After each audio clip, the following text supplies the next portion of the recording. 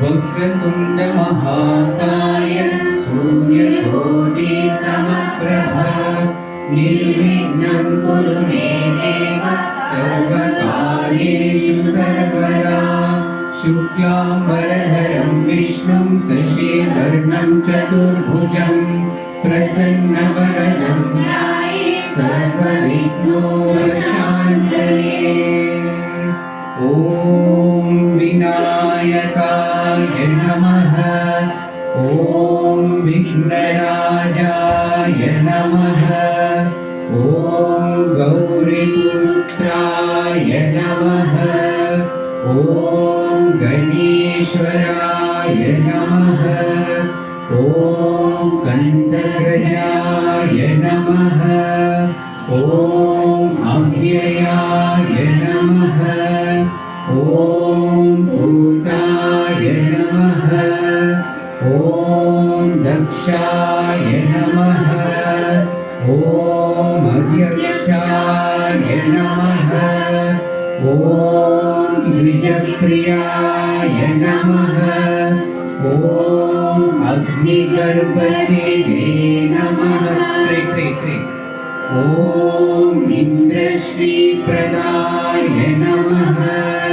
ॐ वाणीप्रदाय नमः। ॐ अव्ययाय नमः। ॐ सर्वसिद्धिप्रदाय नमः। ॐ सर्वतनयाय नमः। ॐ सर्वप्रियाय नमः। ॐ सर्वात्मकाय नमः। ॐ श्रुतिकर्ते नमः। ॐ देवाय नमः। ॐ अनेकाचिताय नमः। ॐ शिवाय नमः। ॐ शुद्धाय नमः। ॐ बुद्धिप्रियाय नमः। ॐ शान्ताय नमः। ॐ ब्रह्मचारिणे नमः। ॐ गजाननाय नमः। ॐ हरिमात्रयाय नमः। ॐ मुनिस्तुत्याय नमः। ॐ भक्तविघ्नविनाशनाय नमः। ॐ एकदन्ताय नमः। ॐ चतुर्बाहवे नमः। ॐ चतुराय नमः। ॐ शक्तिसंयुताय नमः। ॐ लम्बोदराय नमः। ॐ शूर्पकर्णाय नमः। ॐ हरये नमः। ॐ ब्रह्मविद्युत्तमाय नमः। ॐ शिवाय नमः। ॐ ग्रहपतये नमः। ॐ कामिने नमः। ॐ सोमसूर्याग्निरोचनाय नमः। ॐ आशाङ्कुशधराय नमः। ॐ चन्द्राय नमः। ॐ गुणातीताय नमः। ॐ निरञ्जनाय नमः। ॐ अकल्मषाय नमः। ॐ स्वयं सिद्धाय नमः। ॐ सिद्धार्चितपदाम्बुजाय नमः। ॐ बीजापुरफलशक्ताय नमः। ॐ वरदाय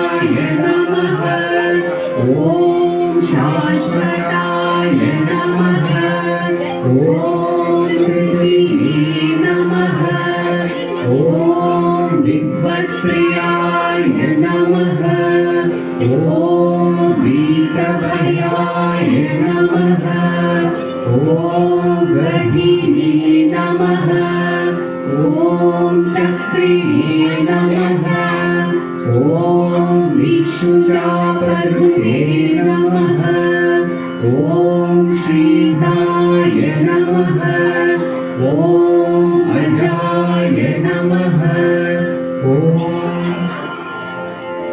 उत्पलधराय नमः ॐ श्रीपतये नमः ॐ स्तुतिहर्षिताय नमः ॐ कुलादिवित्रे नमः ॐ जटिलाय नमः ॐ कलिकल्मषनाशनाय नमः ॐ चन्द्रचूडामणये नमः ॐ कान्ताय नमः ॐ पापहारिणे नमः ॐ समाहिताय नमः ॐ आश्रिताय नमः ॐ श्रीकराय नमः ॐ सौम्याय नमः ॐ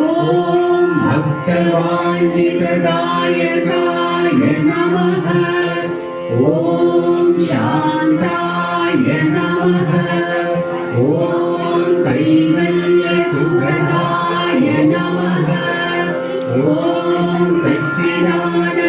सच्चिदानन्दविग्रहाय नमः ॐ ज्ञानिने नमः ॐ दयायुताय नमः ॐ कान्ताय नमः ॐ ब्रह्मद्वेषविवर्जिताय नमः ॐ ब्रह्मचर्यभयदाय नमः ॐ श्रीकण्ठाय नमः ॐ विभुदेश्वराय नमः ॐ रामार्चिताय नमः ॐ निधये नमः ॐ नागराजयज्ञोपवितवते नमः ॐ स्थूलकण्ठाय नमः ॐ स्वयंकर्त्रे नमः ॐ सामघोषप्रियाय नमः ॐ परस्मै नमः ॐ स्थूलतुल्याय नमः ॐ अग्रण्ये नमः ॐ धीराय नमः ॐ वागीशाय नमः ॐ सिद्धिदायकाय नमः ॐ पूर्वाबिल्वप्रियाय नमः ॐ अव्यक्तमूर्तये नमः ॐ अद्भुतमूर्तिमते नमः ॐ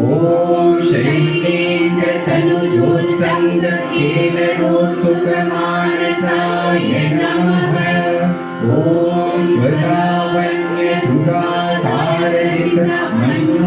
स्वदावन्यसुधासारजितमन्मथविग्रहाय नमः ॐ समस्तजगदाभयाय नमः ॐ